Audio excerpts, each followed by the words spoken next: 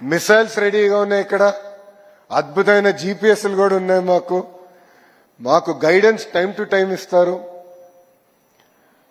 కలిసికట్టుగా అన్ని రంగాల్లో ఆంధ్రప్రదేశ్ని నంబర్ 1 చేసే బాధ్యత కూటమి ప్రభుత్వం మేము తీసుకుంటాం. ఆయన్న గారిని నేను కలవలేకపోయాను. అంటే నిన్నే ధర్మేంద్ర ప్రధాన్ గారిని కలిసి వచ్చాము.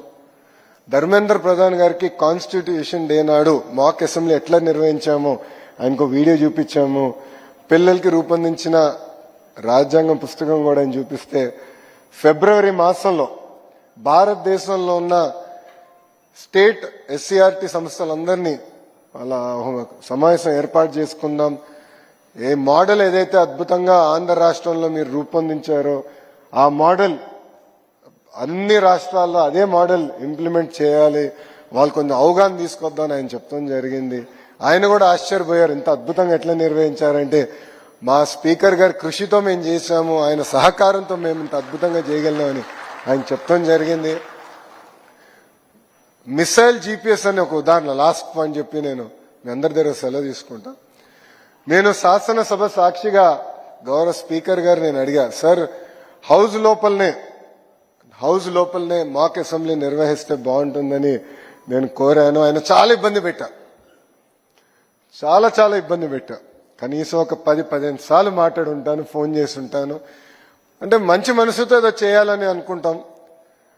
అంటే అప్పుడు ఆయన లేదు, రూల్స్ ఉంటుంది, సభా సాంప్రదాయాలు ఉంటాయి. అంటే మీరే కదా సార్ స్పీకర్, మీ చేతుల్లోనే అంత ఉంటుంది.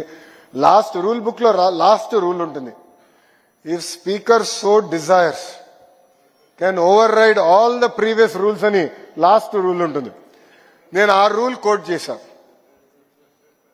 ఓకే, ఇంక వీడితో మారితే కష్టం అని చెప్పి డైరెక్ట్ గౌరవ ముఖ్యమంత్రి గారి దగ్గరికి వెళ్ళి ఈ మిసైల్ ఇబ్బంది పెడుతున్నాడు, మీరు జీపీఎస్ గా డైరెక్షన్ ఇవ్వండి, ఈ మిసైల్ కి లోపల పెట్టాం. కానీ అసెంబ్లీ ప్రాంగణంలో అద్భుతంగా ఒక టెంట్ వేసి అసెంబ్లీ లోపల ఎలా ఉంటుందో అదే విధంగా మేము చేస్తాం, ఆ మిసైల్ కి మీరు డైరెక్షన్ ఇవ్వండి అని చెప్పిన గొప్ప వ్యక్తి అయ్యన్న పాత్రుడు గారు.